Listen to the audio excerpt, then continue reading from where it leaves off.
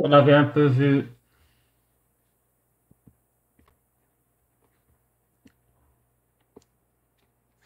qu'avec l'IPv6, nous avons un très grand nombre d'hôtes, donc que si un attaquant peut compromettre, que on passe plutôt d'adresse sur 32 bits jusqu'à 128 bits, que les techniques de scan traditionnelles sont beaucoup moins faisables sur l'IPv6 et que c'était beaucoup plus complexe.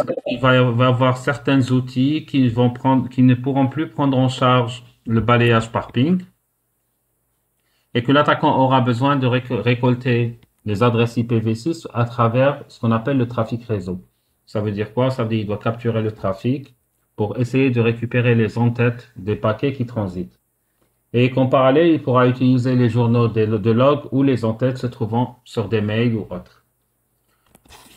Par contre, l'analyse d'un trafic IPv6 permet de voir un très grand nombre d'hôtes dans un sous-réseau. Vous savez, si un attaquant va compromettre un seul hôte du sous-réseau, il pourra facilement exploiter l'ensemble des hôtes en utilisant de simples techniques de multicast local. Une fois que vous avez fait votre scan, vous devriez passer vers la phase suivante, qui est la phase de la découverte de ce qu'on appelle la version du système. Donc, il faut savoir que la détection d'une version d'un système va aider un attaquant à obtenir beaucoup plus d'informations relatives aux services actifs sur le système. Car généralement, il y a une grande différence entre s'attaquer à un système, par exemple, de type Windows, ou bien d'un système de type Linux, pour se limiter à ces deux systèmes. Donc, si je connais déjà la nature du système, si je connais la version des services qui tournent dessus, ceci permettra à l'attaquant de pouvoir déterminer les vulnérabilités qui sont propres au système qu'il est en train de cibler.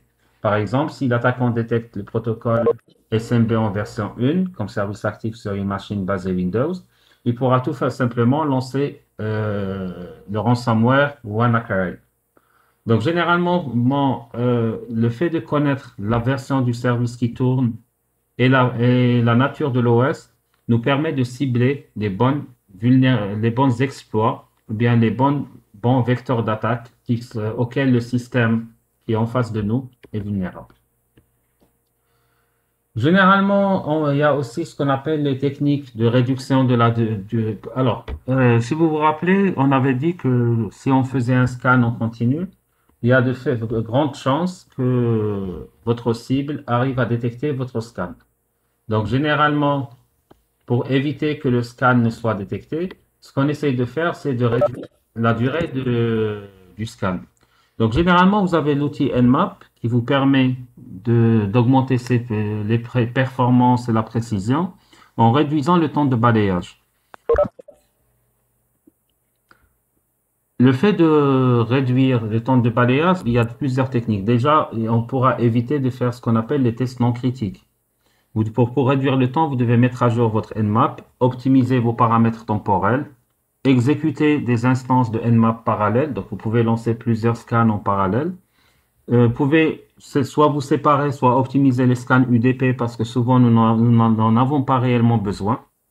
Vous pouvez augmenter votre temps de bande passante, voire même améliorer votre temps CPU, donc en optimisant vos process, ou bien tout simplement choisir les bons emplacements réseau à partir desquels vous devez faire votre scan. Car des fois, si vous choisissez le mauvais emplacement réseau, ça vous prendra énormément de temps et beaucoup de vos scans ne pourront pas aboutir.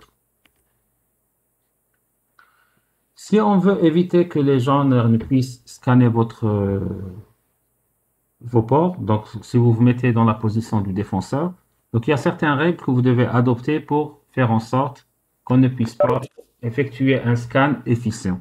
Donc parmi ces règles, il y a ce qu'on appelle la configuration des règles pare-feu et IDS pour bloquer les centres. Donc là, vous avez vu en TP que avec certaines techniques, bon, on l'avait, je pense, vu en cours, on peut éviter les pare-feux. Donc ça veut dire quoi? Ça veut dire déjà cette première règle vous permet d'éviter une partie des scans, pas la totalité. Vous devez lancer vous-même des outils de scan de port sur vos machines pour voir ce que votre pare-feu arrive à détecter et ce qu'il n'arrive pas à détecter pour améliorer vos règles de protection. Vous devez vous assurer que les mécanismes utilisés par vos routeurs pour le routage et par le pare-feu pour le filtrage ne peuvent pas être bypassés par certains ports sources particuliers ou des méthodes de routage particulières. Vous devez vérifier que vos IDS, vos routeurs ainsi que les firmware de votre pare-feu sont toujours mis à jour avec les dernières versions de mise à jour. Parce que souvent, les administrateurs négligent les mises à jour de leur système. Vous devez aussi vérifier que l'ensemble de vos règles de sécurité sont configurées correctement. Et vous devez bien sûr filtrer les messages ICMP sur le pare-feu et le firewall. Donc, on PC, tous les passages de messages ICMP. Donc, on va essayer de voir maintenant l'OS Discovery. Donc, par OS Discovery, ou bien ce qu'on appelle OS Fingerprinting, ou bien le banner grabbing, donc la récolte de bannières. Donc, il faut savoir que ce processus qu'on appelle récolte de bannières ou l'OS Fingerprinting, c'est une méthode qu'on va utiliser pour savoir quel est le type de système d'exploitation qui fonctionne sur la cible distante. Donc, il existe deux types de récolte de bannières, ce qu'on appelle la récolte active et la récolte passive. Donc, quand on identifie un OS sur une cible, ceci va nous permettre de viser une sous-catégorie de vulnérabilité qui est propre à l'OS qu'on est en train de cibler.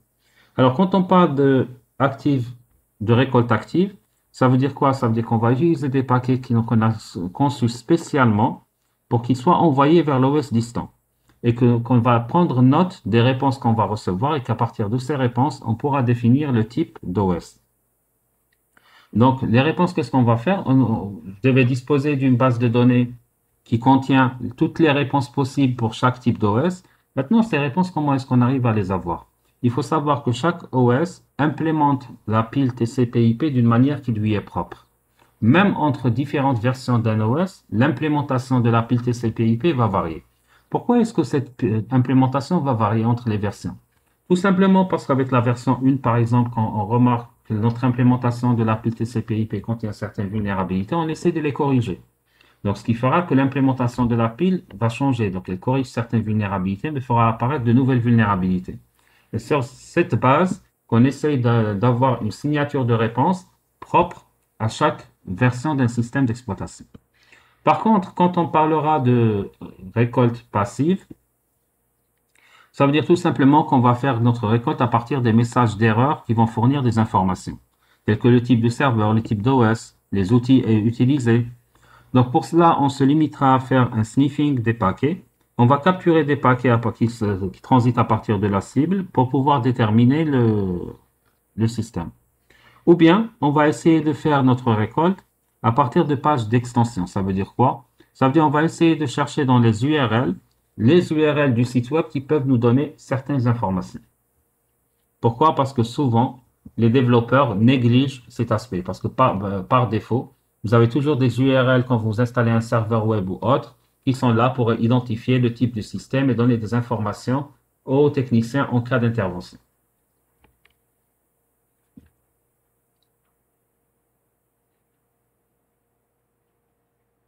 Donc, comment est-ce qu'on peut identifier l'OS d'un système cible? Donc, l'attaquant va, pour pouvoir identifier cet OS, qu'est-ce qu'il va faire? La première approche, il va tout simplement observer le champ Time to Live, ce qu'on appelle le champ TTL.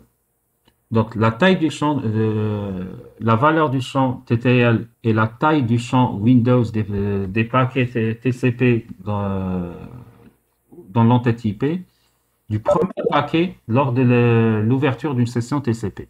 Donc, généralement, c'est le premier paquet lors de l'ouverture d'une session qui nous indique la nature de notre système. Donc, on va essayer d'initier une requête vers le serveur. On va essayer de capter ou bien de capturer la réponse générée par le système cible à l'aide de différents outils.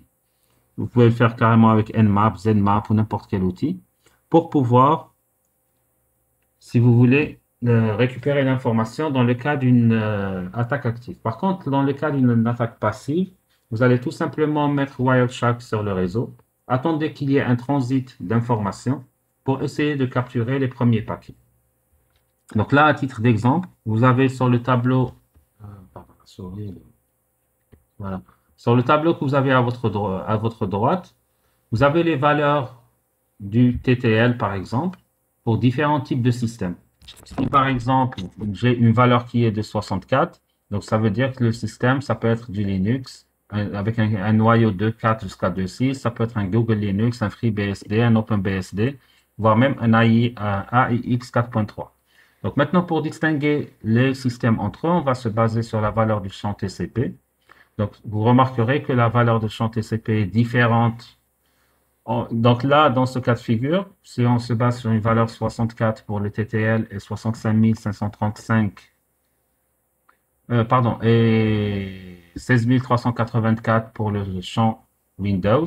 Donc là, la réponse de votre ZMAP ou bien si vous le faites manuellement, vous allez dire, probablement nous avons affaire soit à un système AIX 4.3, soit à un OpenBSD.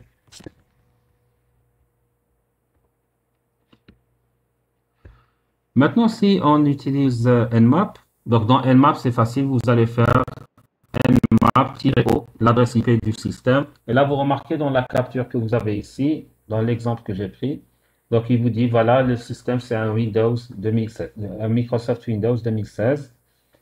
Et là, c'est un Windows Server 2016, etc. Pourquoi? Et il vous donne les valeurs des champs qu'il a récupérés, qui lui ont permis d'avoir cette déduction. Dans l'outil Unicorn, pardon, qu'est-ce que je fais? Alors, au niveau de l'outil Unicorn, c'est pratiquement la même chose.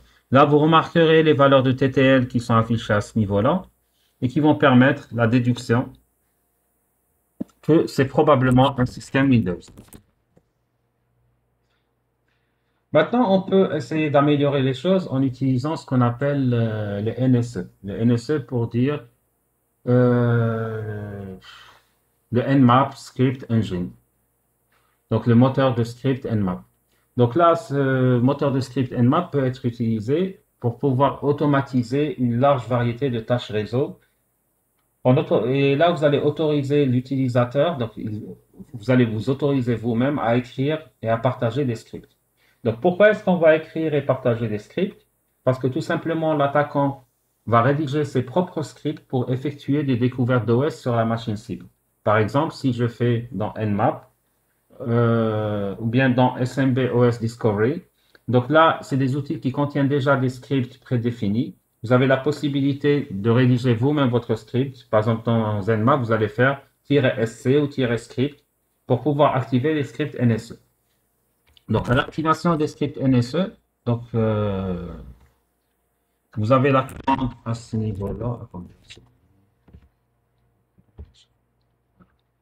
Alors, si je fais un Nmap à ce niveau-là, donc, la commande, vous remarquerez, c'est script smb os discovery.nse. On lui donne l'adresse IP. Et là, vous avez automatiquement la réponse avec plus de détails. Donc, ça nous fournit des informations supplémentaires, notamment la version de l'OS. Dans notre cas, c'est un Windows 10. Nous récupérons aussi d'autres informations, notamment le nom de la machine, le NetBIOS, le groupe de travail, le faisceau horaire sur lequel la machine fonctionne, etc.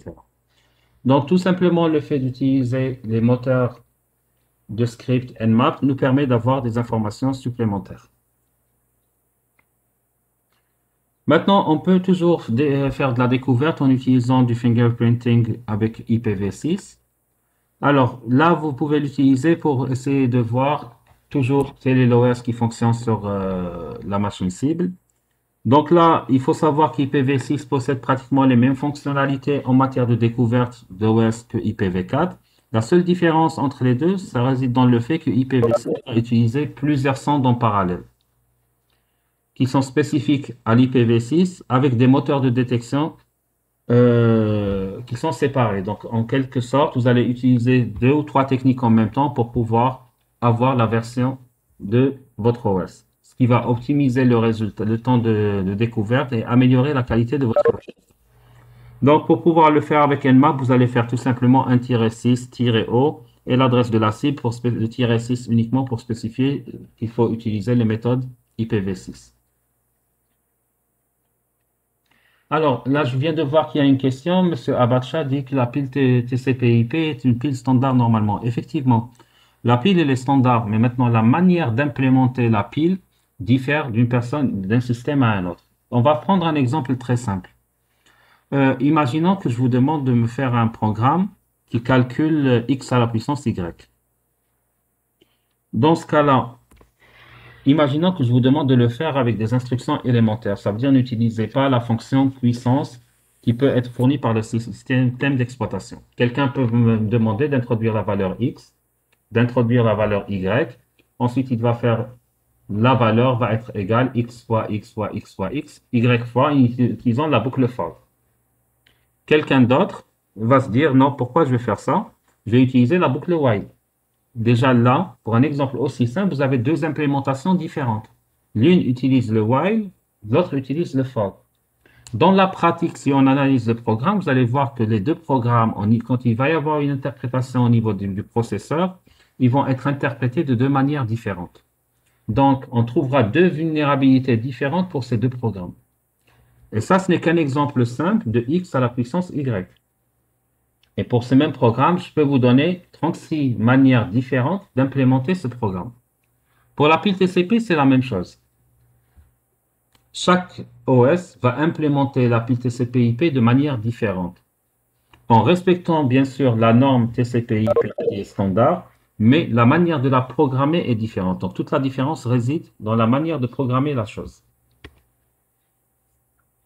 Alors, pour la récolte de bannières, donc il y a toujours des contre-mesures. Alors, il y a d'abord ce qu'on appelle l'affichage de fausses bannières en introduisant pour induire en erreur votre attaquant. Ça veut dire quoi? Ça veut dire que vous allez modifier de manière sciemment les valeurs des champs TTL et les valeurs des fenêtres Windows. Tout simplement pour que l'attaquant, quand il récupère les valeurs, il soit induit en erreur, il va croire que c'est un autre système auquel il a affaire. Vous pouvez aussi désactiver tous les services qui ne sont pas nécessaires sur votre système hôte pour éviter la fuite d'informations. Ça veut dire tous les ports que vous n'utilisez pas, vous devriez les fermer. Il y a d'autres outils que vous pouvez utiliser, par exemple l'outil Server Mask, qui lui va tout simplement désactiver ou changer toutes les informations de bannière pour faire en sorte que la récolte de bannière soit nulle. Maintenant, il y a des opérations spécifiques à certains types de serveurs. Par exemple, sur les serveurs Apache de la famille 2.x, il y a le module mode header. Donc, sur ce module, on peut utiliser les fichiers httpd.conf pour changer tout simplement les informations de bannière. Là, vous avez une variable qui s'appelle setServer que vous devez modifier. Il y a aussi d'autres moyens de protection. Par exemple, si je mets le httpd.conf, je le mets à off, tout simplement. Ça veut dire n'afficher aucune information. On peut changer le mapping des applications, par exemple les points ASP, les points HTM ou bien les points FOO pour déguiser l'identité de notre serveur web. On peut utiliser Apache pour utiliser des fichiers en mode, ce qu'on appelle le mode négociation, etc. Donc là, il y a plusieurs techniques qui permettent cette protection. Un autre point que nous allons voir maintenant, si vous vous rappelez, on avait dit qu'on peut mettre en place un IDS ou un pare-feu pour essayer de bloquer le scan. Il faut savoir qu'il y a des techniques qui nous permettent de scanner au-delà de l'IDS. Ça veut dire, bien qu'il y ait un pare-feu, on peut essayer de scanner ce qu'il y a derrière le pare-feu si le pare-feu est mal configuré. Donc là, on parlera d'évasion, des techniques d'évasion firewall et IDS. Il faut savoir que pour évader les firewalls et les IDS, il y a plusieurs techniques. Notamment, il y a ce qu'on appelle la fragmentation de paquets. Il y a le routing de l'adresse source, la manipulation des ports source. Il y a la création de paquets customisés, etc. Donc là, je ne vais pas citer toutes les méthodes parce que nous allons les voir une à une en détail. Alors, commençons par la première approche, donc ce qu'on appelle la fragmentation de paquets. Alors, dans cette première approche, qu'est-ce qu'on va faire? On sait que le pare-feu, par exemple, a été programmé pour qu'un paquet qui a une certaine forme, qu'il soit bloqué. Donc, la technique consiste à faire quoi? Au lieu d'envoyer le paquet dans sa globalité, de diviser le paquet en plusieurs morceaux. Donc, imaginons qu'un cas très simple. Essayez d'imaginer qu'au niveau de l'aéroport, il y a un douanier. Le douanier, on lui dit, si quelqu'un va introduire un téléphone portable, tu dois saisir le téléphone. Sachant que le douanier est là pour saisir le téléphone, moi, qu'est-ce que je vais faire? Je vais démonter mon téléphone. Je vais mettre l'écran à part, la batterie à part, la carte mère à part, etc. Le douanier, quand il arrive, il va voir le premier paquet arriver. Il va trouver un écran. Lui, il va contrôler sa checklist. Est-ce que les écrans sont interdits? Non. Il va me laisser passer. Deuxième paquet, il va trouver une batterie. Est-ce que les batteries sont interdites? Non. Il va le laisser passer. Troisième paquet, il va trouver une carcasse. Ah tiens, ce n'est qu'une carcasse, ce n'est pas un téléphone en entier. Donc je laisse passer, etc. Au niveau des pare-feux, c'est exactement le même principe. Tout simplement, qu'est-ce qu'on va faire?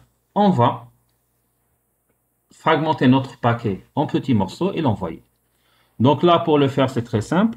Vous pouvez le faire avec Nmap ou comme vous pouvez le faire avec d'autres outils. Donc, le principe, c'est quoi? C'est que l'entête TCP sera divisé en plusieurs paquets de manière à ce que les filtres de paquets ne soient pas capables de détecter ce que les paquets que vous venez d'envoyer ont été créés pour faire. La deuxième technique, c'est ce qu'on a appelé le routage de la source. Imaginez que le pare-feu a pour but de faire en sorte que les scans de l'extérieur ne puissent pas marcher, tout simplement. Comme le montre la figure qui est là, à partir de cette adresse, disons d'un bloc d'adresse, toutes les opérations de scan sont interdites par le pare-feu. Que moi, en tant qu'attaquant, je fasse mes recherches. Et je trouve qu'il y a une possibilité de faire un routage à distance, de telle manière de passer par un autre chemin pour contourner le pare-feu. C'est ce qu'on appelle le routage de la source. Donc, ça veut dire quoi? Ça veut dire que je vais traverser plusieurs nœuds du réseau, de telle manière que quand le routeur va examiner l'adresse IP de destination, généralement, lui, il va choisir le chemin le plus court. Et que le chemin plus court traverse le pare-feu. Moi, tout ce que je vais faire, je vais faire un routage de mon adresse source pour pouvoir faire référence à l'envoi de mon paquet à une destination prévue par une route partielle ou bien ce qu'on appelle la route spécifique. Et je vais soit choisir une route sur laquelle le pare-feu n'existe pas. Il faut savoir que quand on parle de routage source, ça veut dire que l'attaquant prend en charge toutes les décisions concernant la route. Ça veut dire tout simplement, je choisirai la route par laquelle je vais passer et je ne laisserai pas les équipements réseau choisir une route en particulier. Si on essaye de prendre l'exemple d'une entreprise, imaginons qu'une entreprise qui a une adresse IP possède un routeur par lequel un routeur et possède un pare-feu et qu'il a une seule adresse IP publique. À votre avis, est-ce que la technique de routage de la source pourra fonctionner pour me permettre de faire un scan au-delà du pare-feu de l'entreprise? Alors, on va poser la question. Oui. Est-ce qu'il y a quelqu'un qui veut répondre? Alors, on va poser la question à Monsieur Fateh Gessom.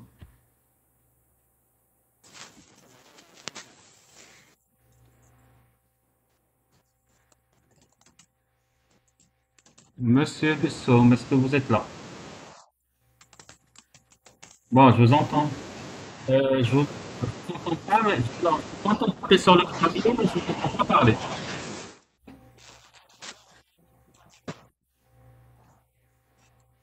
Il faut croire que votre micro est plus proche du clavier que de votre bouche. Monsieur Gustom, si vous avez une réponse à donner, essayez de l'écrire au niveau du chat directement. Là, je vous entends taper par contre.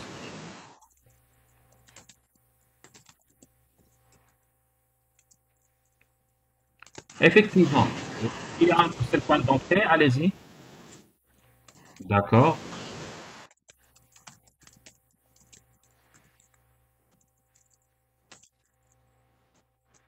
Ok, parfait. Alors, cette question vient de me dire s'il y a un seul point d'entrée au réseau, eh bien, dans ce cas-là, on ne peut pas bypasser ce parcours. Et il a entièrement raison. Par contre, alors, monsieur Gustom, on va vous mettre sur mute.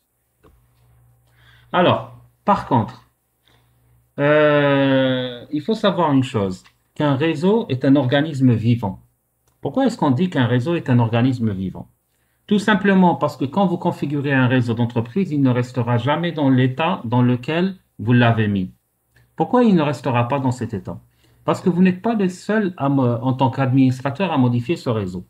Imaginons par exemple que M. Gusson, qui est présent, travaille dans une entreprise. Il est en train d'assister à une conférence en ligne. Malheureusement pour lui, la conférence, le débit de l'entreprise est saturé et ça ne marche pas. Monsieur Gusson va avoir l'idée, il va se dire, mes outils de conférence se trouvent sur le PC de l'entreprise qui est connecté au réseau de l'entreprise et tiens, j'ai une carte Wi-Fi sur mon PC. Pourquoi ne pas, tout simplement, partager la connexion Internet de mon mobile? J'ai un forfait 4G de 100 gigas par mois, je ne le consomme jamais, eh ben, je vais faire un partage. Le fait de faire cette simple opération de partage, qu'est-ce qu'il aura comme conséquence? Tout simplement de modifier la topologie réseau de toute l'entreprise. Pourquoi? Tout simplement parce qu'il y a un deuxième point d'accès vers le réseau, et ce deuxième point d'accès permettra à un attaquant de s'introduire sans passer par le pare-feu. Ça veut dire maintenant, si vous voulez faire un routage de la source, il faudra déjà procéder à des phases de reconnaissance au préalable, etc. Vous vous rappelez ce qu'on a dit? On est dans la phase de reconnaissance. Si j'arrive à contacter quelqu'un de l'entreprise et j'arrive à le manipuler de telle manière qu'il puisse connecter son téléphone ou connecter un autre device, eh bien là, j'aurai un deuxième point d'accès à l'entreprise et je pourrai faire mon scan via un point de routage en faisant un routage de la source. Certes, ce n'est pas une opération très aisée, mais vous verrez par la suite quand on arrivera au chapitre du social engineering que c'est vraiment très amusant et très facile de manipuler des êtres humains. Alors, la troisième technique que nous allons voir, c'est ce qu'on appelle la manipulation du port source.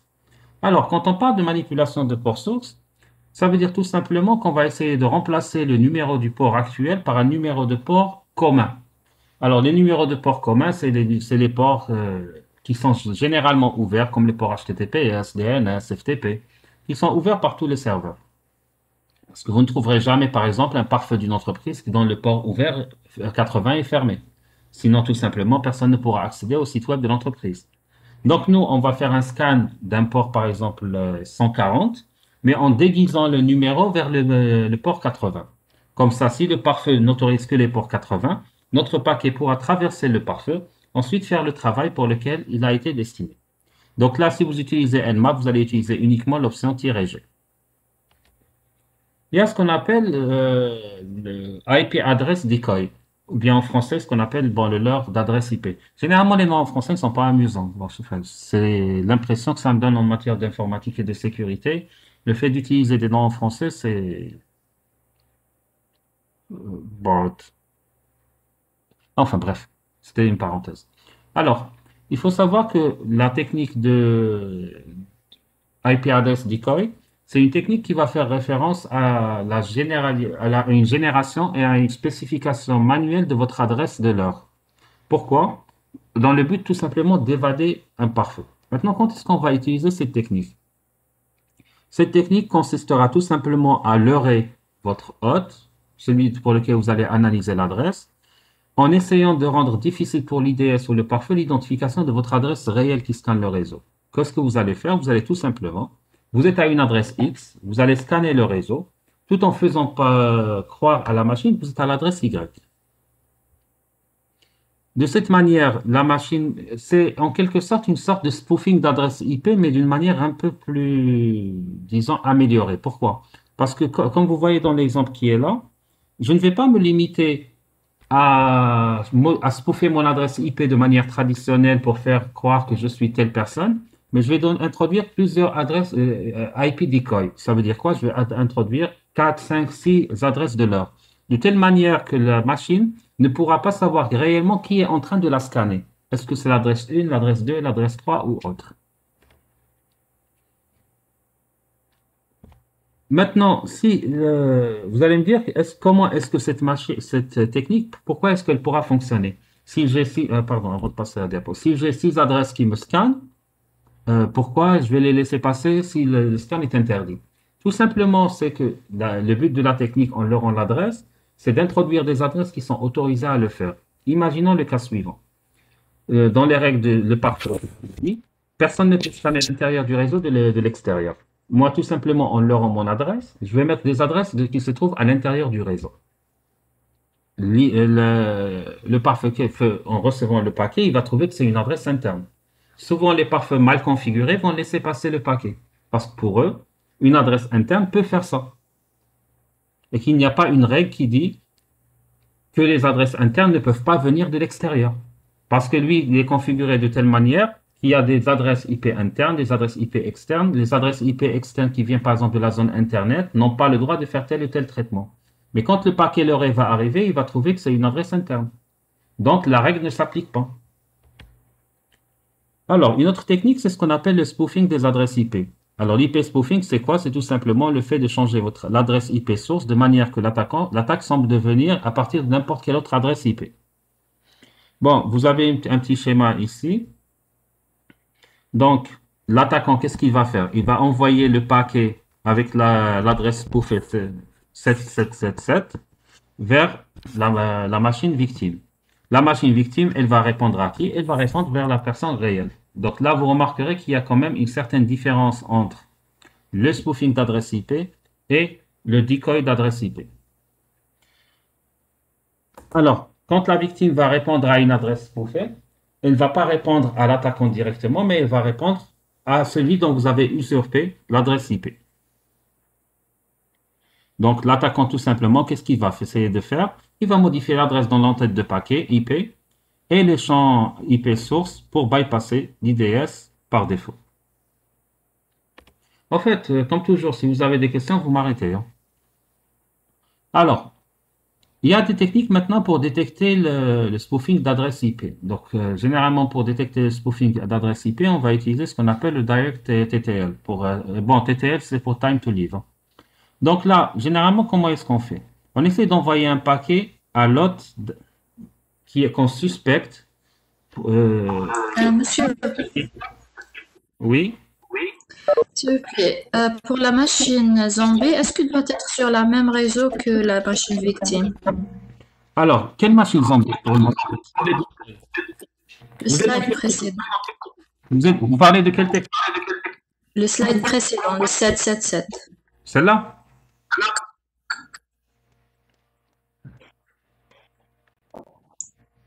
Non, le précédent. Le précédent. 777, c'est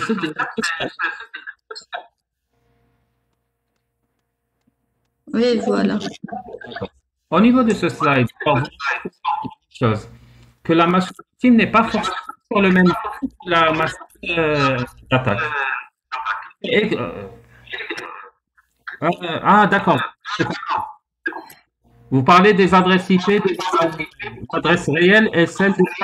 Exactement. Oui, mais là, attendez, là, c'est pas son adresse. J'ai fait exprès de ne pas mettre l'adresse de l'attaquant. L'adresse de l'attaquant, il est inconnu. On a dit, regardez ce qui est écrit. L'attaquant envoie un paquet avec une adresse spoofée.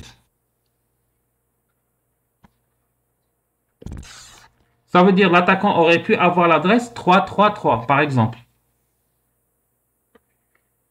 Donc, il n'est pas forcément sur le même réseau que la victime. S'il était sur le même réseau de la victime, d'accord?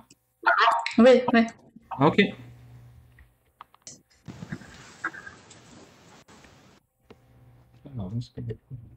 D'accord. Alors, lorsqu'on soupçonne qu'une machine est... Monsieur, Oui, je m'excuse. Il y a une question qui dit dans IP spoofing, s'il ne reçoit pas les réponses, quel est le but? Parce que j'avais la même idée. d'accord. Mhm. Alors, pourquoi est-ce que genre, il envoie et si la réponse de la victime sera envoyée vers le zombie? Donc, quel est le but? D'accord. Alors, il faut savoir que ce qu'on est en train de faire maintenant, on n'est pas en train de donner, si vous voulez, toutes les étapes du process. C'est beaucoup plus, c'est l'énoncé du principe, comment est-ce que la chose va se faire. Maintenant, certes, imaginez que j'envoie un paquet vers le... Je pense que vous avez vu ça, on a vu ça dans les premiers cours qu'on avait vus. Imaginez que j'envoie moi un paquet vers la machine victime qui est le 555 et que la réponse soit envoyée vers le 777. Moi, au préalable, dans mon travail préparatoire, j'ai déjà envoyé un paquet vers le 777 pour pouvoir récupérer les numéros de fragments TCP. Ensuite, dès que la réponse lui est envoyée, moi j'envoie un autre paquet et je récupère un autre numéro de fragment TCP. Pourquoi est-ce que je vais faire ça? c'est pour savoir, par exemple, est-ce que la machine de la victime a répondu ou non. N'oubliez pas que ce qu'on est en train de voir maintenant, c'est complémentaire par rapport à ce que vous avez vu dans le cours précédent. Si on revient, alors, c'était quel diapo?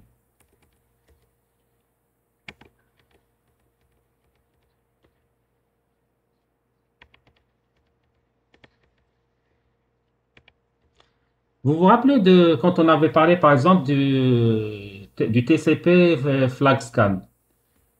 On avait dit que dans certains cas, par exemple, si le port est fermé, il n'y a pas de réponse. Seulement, dans mon cas actuel, je suis en train d'utiliser, par exemple, cette technique, mais mais seulement que la machine, elle est derrière un pare-feu. Or que moi, je ne peux pas aller directement vers la machine. Rappelez-vous quand on a parlé, par exemple, des IP-ID scans. On passe par une machine zombie pour pouvoir savoir si le port est ouvert ou non. Qu'est-ce que je fais? Je spoof une adresse IP, j'envoie vers la cible. La cible va répondre aux zombies. Maintenant, moi, pour savoir est-ce que la réponse elle est positive ou négative, qu'est-ce que je fais? J'envoie des paquets SYN ACK vers le zombie. Ensuite, je compare la valeur du IP-ID avant l'envoi du paquet spoofé et après l'envoi du paquet spoofé. Et en fonction de la différence des IP-ID, je peux savoir est-ce qu'il a reçu une réponse ou non. Par exemple, si les deux numéros sont consécutifs, c'est qu'il n'a pas reçu de réponse. S'il y a un écart entre les deux numéros, c'est qu'il a reçu une réponse. Là, on avait vu cette technique dans le cas d'absence de pare-feu. Maintenant, imaginons qu'il y a un pare-feu.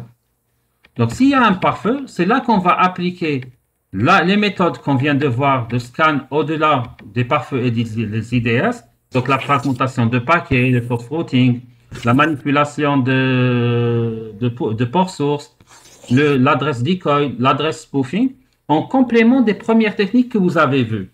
Donc, il ne faut pas vous mettre l'idée en tête que ce que nous avons vu maintenant, c'est des techniques indépendantes de ce qui s'est fait au début du cours. Si vous voulez, on est en train de procéder par construction. Donc, au début, je vous ai présenté les techniques de base. Maintenant, ces techniques de base, comment est-ce qu'elles peuvent être utilisées dans le cas d'un zombie? On avait vu, par exemple, les mêmes méthodes avec un zombie qu'on a rajouté une couche. Maintenant, imaginons que la victime soit derrière un pare-feu. Donc, vous devez utiliser vos premières méthodes, les combiner avec ce qu'on vient de voir maintenant, pour pouvoir bypasser un pare-feu. Est-ce que c'est clair pour vous, M. Ziani? Oui, monsieur, c'est très clair. OK. Seulement, si je ne refais pas toute cette explication à chaque fois pour chaque méthode, c'est que ça va nous prendre énormément de temps. Parce que imaginez que je reprenne ce que je viens de dire maintenant pour chacune des techniques qu'on avait vues. C'est pour ça que je vous dis, une fois qu'on a fait le cours, essayez de revoir le tour pour essayer de comprendre comment est-ce que les techniques peuvent s'emboîter entre elles pour pouvoir voir si vous n'arrivez pas à comprendre, vous me reposez la question la prochaine fois. Alors, on avait vu le leurre, le spoofing. Alors, ce qu'on disait tout à l'heure, vous vous rappelez tout à l'heure quand on était en train de parler, on avait dit que le pirate, qu'est-ce qu'il va faire? Il va utiliser le IP-ID pour tout simplement pour pouvoir récupérer les réponses. Donc maintenant, pour pouvoir détecter qu'il y ait un spoofing d'adresse IP, qu'est-ce que nous allons faire? Nous allons tout simplement envoyer un paquet à l'hôte qui est suspecté de subir une usurpation. Ceci va déclencher une réponse TTL. Donc, qu'est-ce qu'on va faire? On va comparer la réponse TTL avec celle du paquet suspect. Si la réponse n'est pas le même, cela implique tout simplement qu'il s'agit d'un paquet usurpé. Cette technique réussira tout simplement quand votre attaquant est dans un sous-réseau différent de celui de la victime. Pourquoi? Parce que s'il est dans un réseau différent de celui de la victime, c'est qu'il n'arrive pas à se synchroniser avec les TTL de la victime. Donc là, on pourra remarquer cette différence de TTL et on pourra déduire tout simplement que le paquet a été spoofé. Maintenant, on peut... Vous pouvez répéter, monsieur? Alors, imaginons que l'attaquant qui est là... Alors, attendez, je ramène ma souris. Voilà. Que l'attaquant qui est là a spoofé l'adresse IP 10.0.0.5, qui est celle de la victime qui est à ce niveau-là. D'accord? Donc, cet attaquant, qu'est-ce qu'il va faire? Il va envoyer un paquet spoofé. Donc, le TTL de l'attaquant, par exemple, c'est le TTL 13. Donc, moi, en tant que personne qui contrôle le- les paquets parce que je suspecte tout simplement une attaque par IP spoofing, je vais envoyer un paquet à la victime. La victime va automatiquement me répondre. Le TTL que je vais recevoir ne sera pas forcément le même que celui du paquet que j'avais reçu tout à l'heure. Pourquoi ce ne sera pas le même? Parce que tout simplement, on vous dit que ce contrôle ne fonctionnera que s'ils sont sur des réseaux différents. Alors, faites appel Ah, vos d'accord. données- aux informations que vous avez acquises dans les cours réseau précédents. Le time to leave, il sert à quoi? Hamadash, C'est empêcher un paquet de tourner en rond dans un réseau. Dès que le TTL est égal à 0, il est détruit. il est détruit. Maintenant, comment est-ce qu'on fixe la valeur du TTL? On la fixe tout simplement en fonction des paramètres de notre réseau. Imaginez que vous êtes dans un réseau d'entreprise et que vous devez faire en sorte que les paquets circulent uniquement dans l'entreprise par rapport aux paquets destinés au réseau interne. Alors, souvent les administrateurs de sécurité utilisent cette technique. Qu'est-ce qu'ils vont faire? Ils vont essayer de calculer le nombre de nœuds qu'ils ont dans leur réseau interne. Par exemple, je sais que dans mon réseau interne, j'ai tant de pare-feu, j'ai tant d'équipements de sécurité, etc. Et que le nombre maximum de nœuds devant être traversés par un paquet en respectant les normes de sécurité, disons que c'est 20 nœuds. Donc, je vais mettre un TTL de 20. Pourquoi? Parce que comme ça, si un paquet est détourné et qu'il doit sortir de mon réseau, il va mourir à la sortie du réseau. Donc, c'est une valeur qui est assez particulière et qui ne pourra pas fonctionner dans d'autres réseaux. Donc, l'attaquant n'étant pas dans mon réseau interne, il n'a pas la valeur de mon TTL d'origine, donc il aura un TTL forcément différent.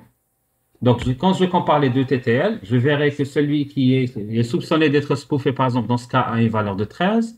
Celui que j'ai en interne a une valeur de 25. Automatiquement, les deux TTL ne sont pas les mêmes. Et là, je vais être sûr que, tout simplement, le paquet est spoofé. D'accord? D'accord, merci. Je vous en prie. Alors, il y a aussi une deuxième technique, ce qu'on appelle la technique de contrôle de flux TCP. Alors, dans ce cas-là, on vous dit là que l'attaquant envoie des paquets TCP qui sont spoofés et ne recevra pas des paquets SYN ACK de la cible. Pourquoi? Tout simplement, il faut savoir que l'attaquant ne peut pas répondre à une modification de la taille de la congestion Windows. Donc, vous savez que la fenêtre Windows, c'est une fenêtre, plutôt le champ Windows est un champ qui est utilisé pour ce qu'on appelle la gestion de la congestion. Généralement, quand quelqu'un fait une attaque de l'extérieur, si on modifie dans le réseau interne la valeur du champ Windows, la personne qui est à l'extérieur ne pourra jamais modifier cette valeur. C'est pour ça qu'on vous dit, on va jouer sur la modification de ce champ. Comme ça, lorsque le trafic reçu va continuer, même après le changement de la taille de la taille Windows, même si la valeur du champ est épuisée. Ceci va signifier tout simplement que le paquet est spoofé. Donc, en d'autres termes, imaginons que je reçois un paquet spoofé de l'extérieur. Moi, qu'est-ce que je vais faire? Moi, à la base, je vais réduire la valeur de mon champ Windows. Je vais l'envoyer vers la machine suspecte. Et elle va me répondre avec un SYN ACK. Le SYN ACK, tel qu'il a été envoyé, je vais le recevoir avec la valeur que j'ai modifiée. Or, le paquet de l'attaquant ne pourra jamais être modifié en conséquence. Alors, pour... Alors, ça c'est... Alors, généralement, il y a un certain nombre de contre-mesures contre le spoofing des adresses IP. Alors, d'abord, on vous recommande de chiffrer la totalité du trafic réseau en utilisant des processus des protocoles cryptographiques tels que IPsec, TLS, etc. Le but tout simplement de ce chiffrement, c'est de masquer la plupart des champs qui transitent dans le réseau, de telle manière que si quelqu'un fait une capture de paquet, il ne pourra pas interpréter leur valeur. On vous demande d'utiliser aussi plusieurs pare-feux. pour fournir ce qu'on appelle une protection, une multi-layer deep protection, donc une protection en profondeur. Donc ne pas se limiter à un pare-feu edge, donc en périphérie du réseau, et en faisant en sorte qu'à l'extérieur, qu'à l'intérieur du réseau, il n'y a aucun contrôle. On vous demande aussi de ne jamais faire confiance à une authentification basée IP, parce qu'il est très facile de spoofer les adresses IP. D'utiliser des numéros de séquence initiale aléatoires. Pourquoi? Parce que tout simplement, vous imaginez si les numéros de séquence initiaux que vous allez utiliser, c'est toujours le même, ça veut dire tout simplement qu'un attaquant pourra tout simplement faire un spoofing de numéros de séquence.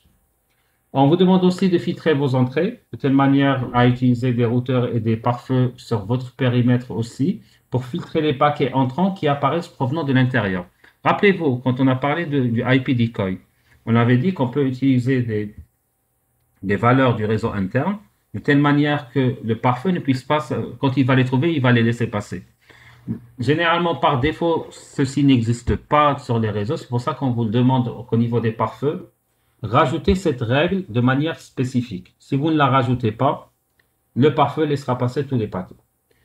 Pour tout ce qui est filtrage sortant, il faut filtrer tous les paquets sortants avec une adresse IP locale invalide. Ça veut dire quoi? Avec une adresse source qui n'est pas valide.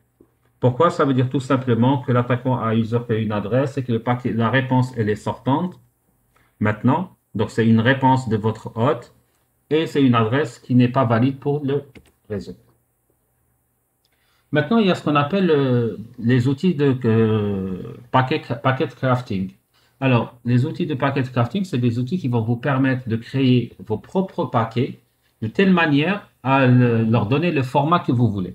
Alors, pour cela, il faut savoir que l'attaquant, qu'est-ce qu'il va faire? Il va tout simplement créer des paquets personnalisés qui vont utiliser différents moyens de fabrication, tels que Colasoft Packet Builder, NetScan Tools Pro, tout ceci pour pouvoir se faire le scan de paquets au-delà du pare-feu. Ce qu'on avait vu tout à l'heure. Donc, les techniques qu'on avait vues tout à l'heure, vous avez besoin d'avoir ce type d'outils pour créer les paquets selon la forme que vous voulez. Donc, vous avez aussi un autre outil. Donc, ce qu'on peut faire aussi, c'est d'envoyer des données binaires des 0 et des 1 comme charge utile, donc comme étant un payload dans un paquet. Par exemple, si je fais data 0x, DE, etc. Donc là, en utilisant uniquement Nmap, le fait d'avoir des paquets mal formés, certains pare-feux vont laisser passer les paquets mal formés. Toujours dans la création des paquets personnalisés, il y a ce qu'on appelle la création des paquets personnalisés en rajoutant des chaînes de caractères customisées. Ça veut dire quoi? Je vais envoyer une chaîne régulière comme payload dans un paquet que je vais envoyer vers une machine cible pour pouvoir faire un scan au-delà du pare-feu. Par exemple, si j'utilise Nmap, je fais deux tirets, data-string, ph34r, my l33 skills, pardon. Donc, généralement, le fait d'envoyer ce type de paquet, ça veut dire quoi? Ça veut dire que pour le pare-feu, il voit une charge utile qui n'est pas interdite. Donc, pour lui, c'est une séquence de code qui ne veut rien dire. Donc, il va la laisser passer. Pourquoi? Parce qu'elle ne contient pas une commande disant qu'il n'est pas conforme à sa politique de sécurité. On peut aussi même faire la même chose en rajoutant des chaînes de caractères, des données aléatoires.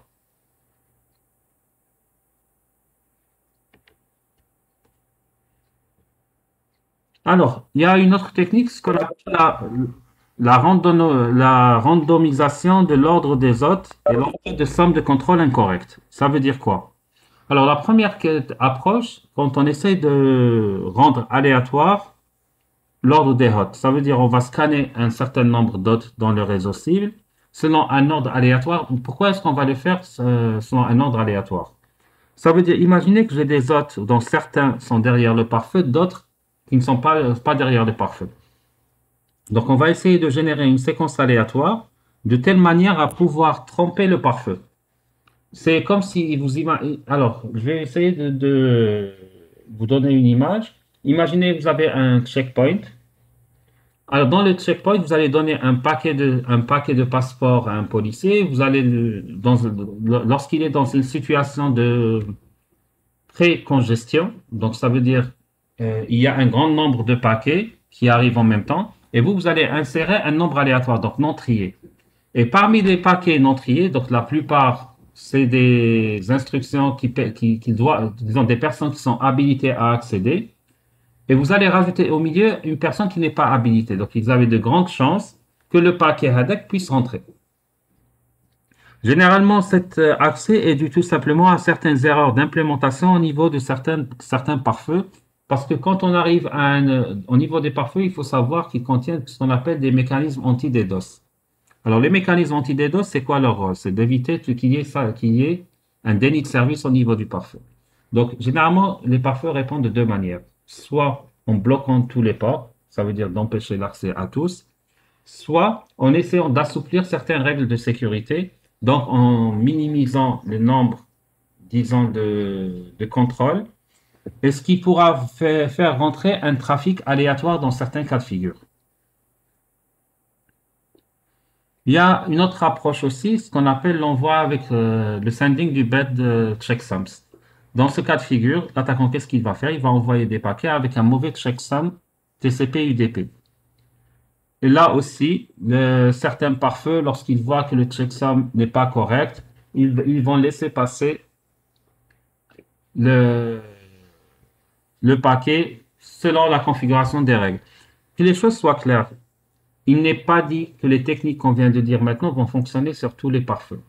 Il faut savoir que ces techniques fonctionneront tout simplement si la personne qui a configuré le pare-feu ne fait pas très attention. Ça veut dire si les règles telles qu'elles ont été définies au niveau du pare-feu laissent passer ce type de, disons, de vulnérabilité ou bien ce type d'exploit. Alors, une autre technique que nous allons voir, c'est les serveurs proxy. Alors, qui peut me dire c'est quoi un serveur proxy? Alors, Azos, est-ce que vous êtes là? Azos, une fois. Je parle de Azos Yamina. Ah oui. Alors, c'est quoi un serveur proxy? C'est écrit sur le slide. Oui, bon, je le sais, mais vous pouvez le dire quand même.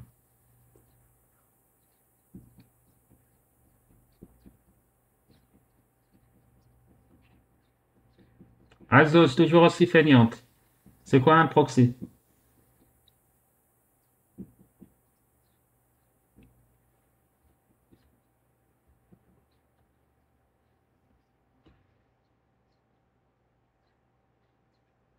Alors, votre camarade vous dit que le proxy, c'est tout simplement une application qui sert d'intermédiaire. Maintenant, dans l'absolu, que nous rapporte un proxy? Pourquoi est-ce qu'on utilise un proxy? Monsieur, Oui, c'est pour cacher notre adresse IP. d'accord. En dehors du fait de cacher, là, c'est dans le domaine de la sécurité, un attaquant va utiliser un proxy pour cacher son adresse IP. Là, je suis d'accord avec vous. Mais dans l'absolu, pourquoi est-ce qu'il existe des serveurs proxy à travers le monde? Ne me dites pas que les gens ont mis en place des serveurs proxy pour aider les pirates. Ça n'a pas de sens. Monsieur Boukhadoum,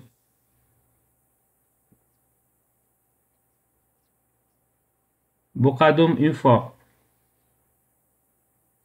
Boukhadoum deux fois. Alors, Boukhadoum, pourquoi est-ce qu'on utilise des proxys?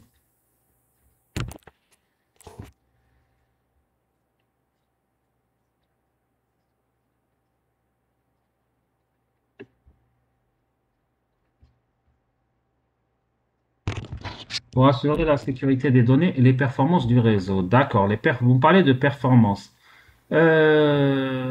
Iman alors, Ait Hiyaten. Dites-moi, à votre avis, pourquoi est-ce que votre camarade parle de performance? Vous m'entendez? Oui, je vous entends très bien. Euh, c'est- il parle de performance euh, pour permettre aux gens d'accéder à distance. Plus de détails? C'est-à-dire que quelqu'un qui n'est pas près physiquement du serveur ou Mhm. voilà, du serveur ou des données du serveur, il pourra se connecter avec plus de sécurité. D'accord. Monsieur Gussom, est-ce que vous êtes d'accord avec votre camarade? Haroun, les chemins plus courts, pas forcément, hein.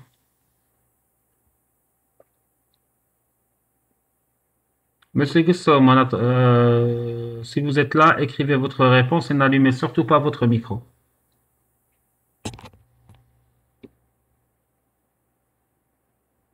Peut-être que Hamadash pourra éviter l'accès direct au serveur. Oui, mais pourquoi? Alors, Hamadash, avez-vous juste quelque chose à nous dire?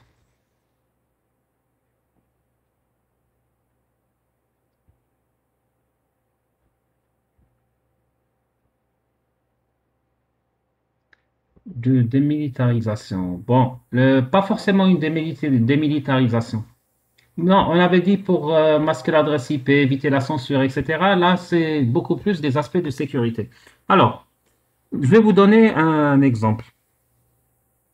On vous dit que Algérie Télécom, par exemple, a mis en place un serveur proxy spécialement pour Google pour optimiser la bande passante à l'international et pour que l'Algérie paye moins. Il faut savoir que le proxy, comme le dit M. Ziani, a plusieurs fonctionnalités. D'abord, il a des fonctionnalités en matière de sécurité pour tout simplement soit protéger les utilisateurs, soit protéger les ressources qu'il a derrière, donc en servant d'intermédiaire. Et en même temps, il a ce qu'on appelle des fonctionnalités de cache. Les fonctionnalités de cache, ça veut dire quoi? Ça veut dire qu'il va garder une copie des données à son niveau, de telle manière quand un prochain utilisateur va demander la même information, il n'ira pas envoyer la requête jusqu'au serveur, mais il lui donnera la version qu'il a en cache. Maintenant, la durée de vie de la version en cache dépendra tout simplement de la configuration que vous avez faite de votre serveur. Vous pouvez le programmer pour avoir un cache de 10 minutes, comme vous pouvez le programmer pour avoir un cache de 24 heures. Donc, si je prends le cas d'Algérie Télécom, donc au lieu que les requêtes des Algériens vers Google, quand c'est la même requête qui se répète, aillent jusqu'au serveur Google aux États-Unis, tout simplement, ils s'arrêteront à la limite d'Algérie Télécom et il va vous donner la réponse. Supposons que M. Gussom a fait une recherche, une requête concernant, disons, ressources web, qu'il a eu la réponse, que juste après, Yahyatin fasse la même recherche, et bien la requête de Yahyatin n'ira pas jusqu'à Google, ça va au niveau du serveur proxy, il aura une réponse dans l'immédiat. Donc, ça permettra l'optimisation de l'utilisation de la bande passante, etc., etc. Maintenant, en matière de sécurité, il faut savoir qu'un serveur proxy peut être utilisé pour autre chose. Soit pour cacher des ressources du scan. Pourquoi? Parce que tout simplement, il va y avoir des restrictions sur un pare-feu juste après le proxy. Soit pour masquer des attaques contre une ressource qui va usurper, et ceci en usurpant l'adresse IP du proxy. Ça veut dire je vais me faire passer pour le proxy en tant qu'attaquant. Soit pour accéder à distance à un intranet ou bien à d'autres sources web dont l'accès est normalement restreint. Imaginons que, on va prendre un exemple très simple. Vous savez, par exemple, si vous prenez certains contenus en Europe, par exemple, si vous accédez à certains services web, on va vous dire votre zone géographique n'est pas autorisée à accéder à ce service web. Ou bien vous n'avez pas accès à telle ressource. Vous allez télécharger, par exemple, des applications sur Google Play. Il va vous dire cette application n'est pas disponible pour votre zone géographique. Quelle est la solution? Vous allez tout simplement essayer de chercher sur Internet pour trouver un serveur proxy qui se trouve dans la zone géographique autorisée. Vous allez vous connecter au serveur proxy et à partir du serveur proxy, vous allez accéder à la ressource. Donc la ressource, quand elle va effectuer son contrôle, qui essaye d'accéder à moi, elle va remonter uniquement jusqu'au serveur proxy. Elle va trouver que le serveur, alors que le serveur proxy est dans avec le pays, elle va lui donner l'accès. Il y a Ziani qui nous dit que ça ressemble drôlement à un VPN. Il faut savoir que disons que la définition que vous avez du VPN, elle est fausse. Parce que généralement, un VPN, c'est quoi? C'est un tunnel sécurisé entre un point A et un point B. Les VPN commerciaux que vous utilisez et dont vous êtes en train de parler, c'est tout simplement des VPN proxy. Ça veut dire quoi? Ça veut dire que vous allez choisir un serveur proxy. Ensuite, vous allez créer un tunnel VPN entre vous et le serveur proxy. Ensuite, il y a un tunnel VPN entre le serveur proxy et le deuxième hôte. D'accord? Donc, les outils que vous utilisez pour contourner la censure, etc., qui connaissent le back, etc., c'est des VPN proxy. Donc, ils sont composés de deux choses, du tunnel VPN et du serveur proxy.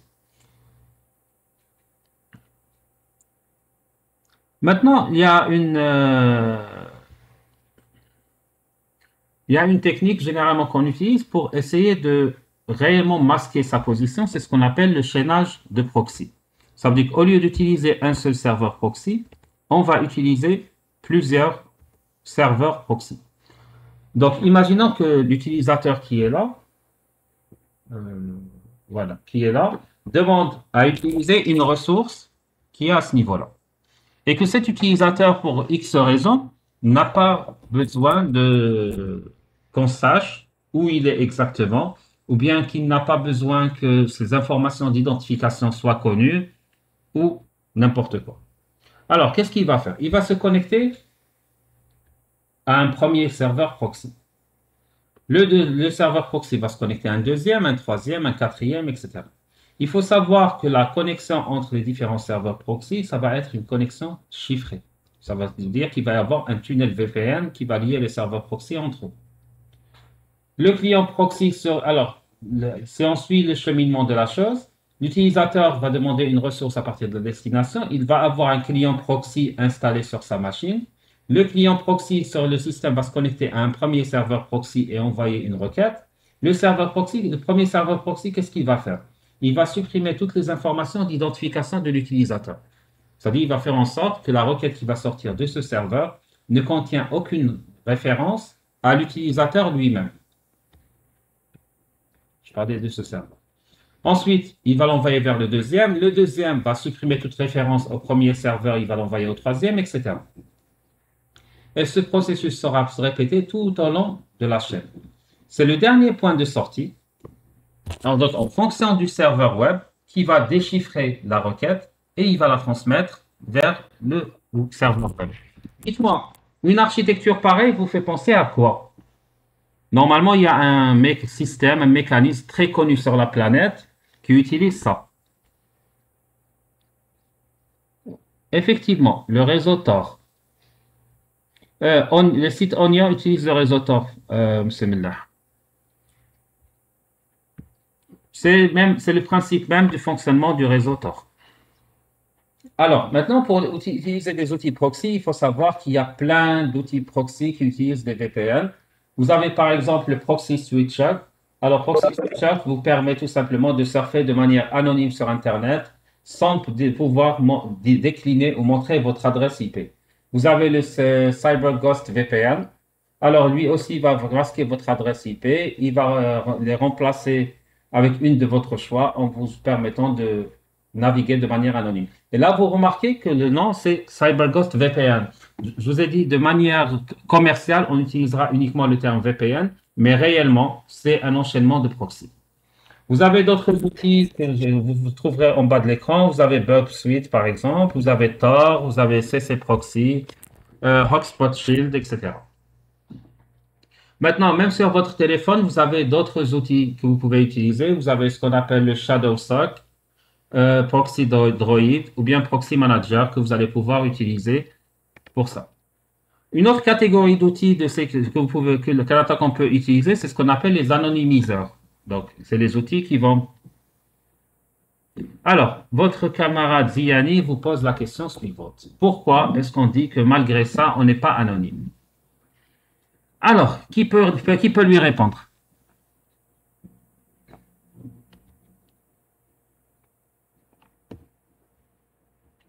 Alors, bon, personne ne se porte volontaire. Alors, une architecture pareille possède plusieurs faiblesses. La faiblesse numéro 1 est que pour aller de l'utilisateur vers le premier serveur proxy, vous allez passer par un réseau que vous ne maîtrisez pas. C'est tout simplement le réseau de l'opérateur. Qui dit l'opérateur, c'est tout simplement l'opérateur télécom. L'opérateur télécom, ça veut dire quoi? Ça veut dire Algérie Télécom. Algérie Télécom aura accès à la première liaison, donc à la première requête. Deuxième des choses, il faut savoir que les services de renseignement, généralement à travers le monde, piègent toujours les nœuds. Actuellement, on vous dit qu'il y a plusieurs nœuds du réseau Tor qui sont déjà utilisés par la CIA ou qui appartiennent au FBI, dont le but tout simplement, c'est de récupérer toutes les informations pour pouvoir remonter vers vous. Mais il y a aussi d'autres outils et d'autres techniques qui vont vous permettre de traquer le chemin de n'importe qui. Alors, un anonymiseur, c'est quoi? C'est tout simplement, c'est un outil qui va supprimer toutes les informations d'identité, qui va supprimer toutes vos informations d'identité à partir d'un PC de l'utilisateur pendant que vous surfez sur Internet. Donc, un anonymiseur, il va faire quoi? Il va vous rendre en quelque sorte, il va tenter de vous rendre intraçable sur Internet en vous permettant de bypasser certains capteurs. Donc, il va vous permettre d'avoir de la confidentialité, de l'anonymat. Il va vous protéger contre les attaques en ligne. Il va vous permettre d'avoir un accès à un contenu restreint et de bypasser les règles IDS et de pare-feu. Il faut savoir que les anonymiseurs ne vont pas vous permettre d'évader les contrôles de police. Ils ne vont pas vous permettre qu'on ne remonte pas vers vous. C'est pas ça. Vous savez qu'actuellement sur Internet, il y a beaucoup de trackers. Prenez un exemple simple. Allez, connectez-vous sur Facebook. Allez sur Google, cherchez un livre. Vous allez avoir plein de pubs sur le livre, sur tous les sites sur lesquels vous allez rentrer. Pourquoi? Parce qu'il y a des cookies, il y a des trackers, il y a plein d'outils actuellement qui sont là pour traquer votre activité. Un anonymiseur fera en sorte qu'on ne puisse pas vous traquer de cette manière. Maintenant, il y a des anonymiseurs un peu plus évolués qui vont permettre de contourner ce qu'on appelle la censure. Donc, vous avez deux outils assez intéressants qui sont Al-Qasir et Taiz. Alors, Al-Qasir, c'est quoi? C'est tout simplement un outil de contournement de mesures de sites web multiplateformes et open source qui va cartographier toutes les mesures de censure dans le monde et qui va essayer, à travers un réseau de proxy, de les contourner. Taiz est un peu plus intéressant. Pourquoi? C'est tout simplement un système d'exploitation live. Ça veut dire quoi? Vous allez l'installer sur une clé USB. Vous allez booter avec. Et lui, pour toute navigation, pour toute opération, là, par exemple, vous avez une image de votre navigateur web. Donc, cette image va s'afficher. Il va vous dire, choisissez le pays dans lequel vous êtes, les pays par lesquels vous allez passer pour faire aboutir votre requête. Le fait de passer par Taiz fait en sorte qu'on ne puisse pas, si on fait du forensic, retrouver aucune trace sur votre machine. Pourquoi? Parce que même la RAM, il ne va pas réellement utiliser la RAM de votre machine de manière traditionnelle, mais il va utiliser une RAM qui est sur une RAM virtuelle, disons, une extension de swap de la mémoire, de telle manière à faire un formatage de bas niveau. Comme ça, si par la suite vous avez fait n'importe quoi sur votre machine, je prends votre machine, je fais une analyse de l'OS, je ne trouverai rien sur la machine. Tout simplement, vous n'avez pas utilisé votre OS, vous avez utilisé un OS volatile qui était sur une clé USB. Et de même, il fait en sorte de chiffrer toutes les données. À vrai dire, tout dépend comment vous l'installez. Est-ce que vous l'installez de telle manière à ce qu'il chiffre les données, bien à ce qu'il ne les chiffre pas. Donc, tout dépendra du niveau de sécurité que vous voulez avoir. Toujours en termes d'anonymiseur un peu moins complexe, vous avez le Wonix, qui est un système d'exploitation de bureau conçu pour une sécurité et une meilleure confidentialité, or que lui, c'est un système persistant. Ça veut dire une fois que vous l'avez installé, il est toujours sur votre machine. Vous avez le Psiphon, qui est un logiciel d'anonymisation aussi open source, qui vous permet de surfer sur Internet en passant par plusieurs réseaux proxy sécurisés. Maintenant, sur vos téléphones mobiles, vous pouvez installer Orbot, vous pouvez installer Psiphon, vous pouvez installer OpenDog. Personnellement, j'utilise Psiphon, qui est assez intéressant sur mon téléphone mobile parce qu'il ne consomme pas beaucoup de ressources et qui me permet de me connecter là où je veux, par où je veux. Maintenant, vous vous rappelez, quand on a commencé, on avait dit que le but, c'était de faire le diagramme du réseau. Donc, pour faire le diagramme du réseau, vous avez plusieurs outils qui vont, disons, essayer de récolter le maximum d'informations pour faire un schéma du réseau, faire le mapping. Donc, vous avez le Network Topology Mapper qui va pouvoir le faire. Vous avez OP Manager, The Dude, Net Surveyor, NetBrain, Spiceworker, etc. Vous avez d'autres outils sur mobile qui vous permettent de mapper un réseau en utilisant le Wi-Fi. Vous avez PortDroid, Network Analyzer et Scali. Sur Wi-Fi, c'est plus intéressant parce que généralement, les gens ne soupçonneront jamais que vous faites quelque chose à partir de votre téléphone. Vous accédez à un réseau, vous pouvez scanner sa globalité, le dessiner. Surtout que la plupart des réseaux Wi-Fi sont très mal sécurisés. Sur ce, je pense qu'on a terminé pour aujourd'hui. Si vous avez des questions, vous les posez maintenant. Sinon, si ma mémoire est bonne, vous n'allez pas avoir TP cette semaine parce que vous avez fait 3 heures de TP la semaine passée, un truc du genre. Enfin, je ne sais plus comment vous avez fait avec votre chargé de TP. Par contre, l'enregistrement que je vous ai promis, j'avais commencé à le faire, je n'ai pas fait la totalité. Donc, cette semaine, normalement, je vais le finaliser. Je vais vous le mettre sur le web. Le cours, il est enregistré. Je vais vous mettre aussi la vidéo du cours tout à l'heure. Je pense qu'il est enregistré. Ah oui, il est enregistré.